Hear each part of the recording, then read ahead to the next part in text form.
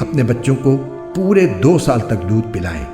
یہ مدت ان کے لیے ہے جو دودھ پلانے کی مدت پوری کرنا چاہیں،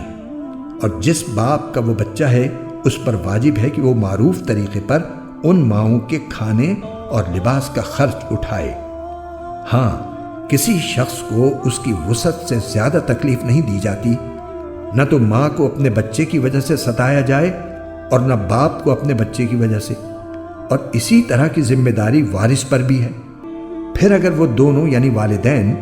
آپس کی رضامندی اور باہمی مشورے سے 2 سال گزرنے سے پہلے ہی دودھ چھڑانا چاہیں